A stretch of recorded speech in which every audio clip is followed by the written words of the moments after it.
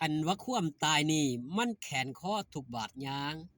มันแขนขาทุกบาดก้าวถึงข้าวนั่นบัดดวนตายสวัสดีครับผมสวัสดีพี่น้องครับป้องปายมิตรหมอแคนแฟนหมอลำยินดีต้อนรับเข้าสู่ช่องไทยซีเกตชาแนลสวัสดีไปยังแฟนคลับ FC ลาดหน่อยอุ๋งอิงแฟนคลับ FC สาวหน่อยเพชรบานแพงสู้ขู่สู้คนเด้อครับเด้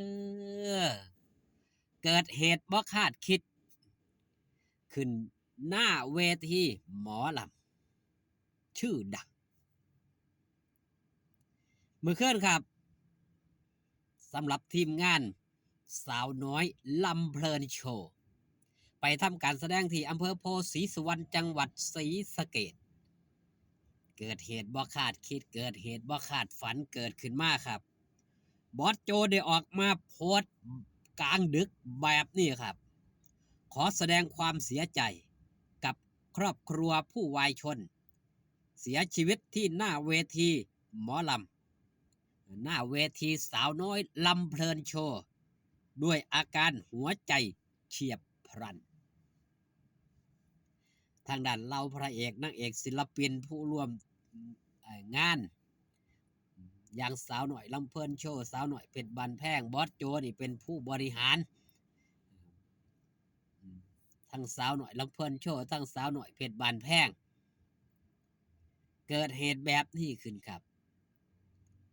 หัวหน้าผู้นำทีมงานได้ออกมาโพสต์บรรดาลูกทีมหลายๆผู้หลายๆคนก็ออกมาโพสต์แบบนี้ครับขอแสดงความเสียใจนำอย่างอ๋อมแอมละไมแสงทองนี่เนาะอ๋อมแอมก็มาขอแสดงความเสียใจด้วยนะคะสุสายใหญ่ก็มาเชกเช่นเดียวกันครับโอพลานชัยนัทสุรศักดิ์มานะชัยสาวน้อยลำเพลินโชว์รวมไปถึงแอดมินนิกกี้ผู้ขับรถให้กับบอสโจขอแสดงความเสียใจกับครอบครัวผู้วายชนด้วยนะครับเปิดเบ้ามาแนวนี้ครับพี่น้องทางนั้นแม่น้อยแม่หลาน้อยอุ้งอิงกับไปแสดงความเสียใจเชกเช่นเดียวกันพ่อนนแม่บีละลายผู้หลายคนครับเข้าไปแสดงความเสียใจเหตุการณ์ที่มันเกิดขึ้นยังทางด้านพระเอกวรชัยเนาะก็ได้ออกมาโพสต์เช่นเดียวกันว่าบ่น่าเกิดขึ้นเลยเพิ่นกำลังหัวเราะอยู่จักจังใดเหตุการณ์มันเป็นมาเป็นไปจังใดนั่นก็เว้าตามที่เพิ่นโพสต์ขึ้นมาเนาะเพราะว่าเพิ่นว่าเฒ่าแม่นี่หัวเราะบังเอิญว่าหยังครับคำหมากมันติดคอมันเลยสมักว่าซั่นมันมันก็เลยเกิดอาการช็อกอาการเกร็งกระทันหันก็เบิดลมหายใจสิปัจจุบันท่านด่วนหรือไม่อย่างไรก็ขอแสดงความเสียใจกับผู้ครอบครัวผู้วายชนนำเด้อครับเด้อไผๆก็บ่อยากให้มันเกิดดอกครับแต่ว่าเฮาก็หามมันบ่ได้ก็คือผมได้เว้าไปเกินขึ้นไปเบื้องต้นแล้วครับความตายมันแขนข้อทุกบาทยางมันแขนข้อทุกบาทก้าวถึงข้าวนั่นกะว่าตายตื่นเช้ามาเห็นหน้าจังว่ายั่งได้พี่น้องคนเฮาซุมื้อมันเอาแน่เอานอนบ่ได้เบิ่งเฒ่าแม่ที่เราจากไปเรามามวนเรามาซืนถือว่าเรามาสนุกเป็นเทื่อสุดท้ายของชีวิตก็ขอแสดงความเสียใจผู้ไปก็ขอให้ไปดีผู้อยู่ก็ขอให้มีสุขมีชัยเพราะว่าเหตุการณ์แบบนี้เฮาก็บ่อยากให้มันเกิดขึ้นกับไผทั้งนั้นล่ะแต่ว่ามันก็ห้ามบ่ได้มันเป็นกฎของธรรมชาติมันเป็นกฎเป็นกรรมที่มันอ่าที่เขากำหนดจักผู้ใดกำหนดก็บ่จักแต่ว่ากฎเกณฑ์มันมาแบบนี้ว่าตามความเป็นธรรมชาติเนาะความเกิดนี่เฮาฮู้แต่มื้อตายเฮาบ่ฮู้ว่าเฮาสิตายมื้อใดเพราะฉะนั้นสิ่งที่เฮ็ดได้ณปัจจุบันนั่นคือ สร้างสมคุณงามความดีเอาไว้ให้มากที่สุดให้หลายที่สุดเท่าที่สิเฮ็ดได้แค่นั้นครับมันเว้าไปกว่านี้บอกไปกว่านี้ก็บ่ได้เพราะสู่คนก็ต่างมีหน้าที่ที่ต้องเฮ็ดต่างคนมีหน้าที่ที่สิท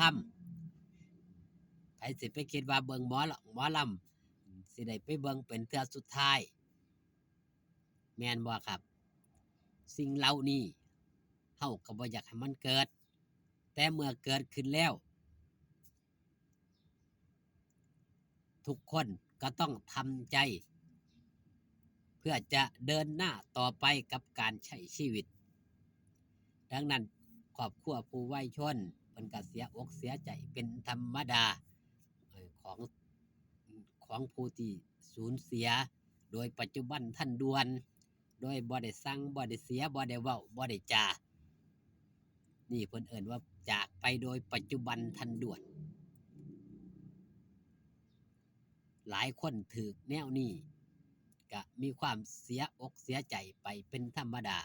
อย่างหน้าห้านเวทีหมอหมอลำไปสิไปคิดว่าเหตุการณ์แบบนี้มันสิเกิดขึ้นแม่นบ่ครับเพราะทุกคนเพิ่นก็มามวนทุกคนเพิ่นก็มาเตือนตามคำที่พระเอกวรชัยเพิ่นโพสต์ขึ้นมาก็ถือว่าเพิ่นมามวนเป็นเทื่อสุดท้ายว่าเพิ่นได้หัวเราะอย่างมีความสุขเป็นเทื่อสุดท้ายก็ขอแสดงความเสียใจไปทางครอบครัวทางกำเมืองศรีสะเกษของหมู่เฮาเจ้าข่อยเนาะครับเนาะอย่าลืมอย่าพลาดครับมื้อแลงก็อย่าลืมอย่าพลาดไปให้กำลังแรงเชียร์แรงใจสาวน้อยลำเพิ่นโชว์ก็อยู่พู้นล่ะครับทางกำเมืองอุบลราชธานีสาวน้อยเพชรบ้านแพงก็อยู่ทางกำเมืองเลยอยู่ไกลหม้องใดไปให้กำลังใจกันหม้องหันครับเพื่อสืบสานวัฒนธรรมลูกหลานได้ออกมาสืบสานวัฒนธรรมสานต่อเรื่องราวของหมอลำเพลินอย่างสาวน้อยเพชรบ้านแพงหัวหน้าผู้นำทีมงานก็คือลาดหน่อยอุ๋งอิงสาวหน่อยลำเพิ่นโชว์หัวหน้าผู้นำทีมงานก็คือพระเอกวัดศิวดลพี่น้องป้องปายอยู่ไกลมองได้ไปให้กำลังใจกันมองหันรักษาเนื้อรักษาตัวไปงานไปการกะเตรียมเนื้อเตรียมตัวให้พร้อมเตรียมสุขภาพร่างกายให้พร้อมเป็นกำลังใจให้กันสู้ผู้สู้คนเป็นกำลังแรงเชียร์แรงใจเป็นพลังบวกให้กันสู้ชีวิตต่อไปคิดดีทำดีได้ดีแน่นอนพอกันคลิปหน้าครับสบายดีครับผม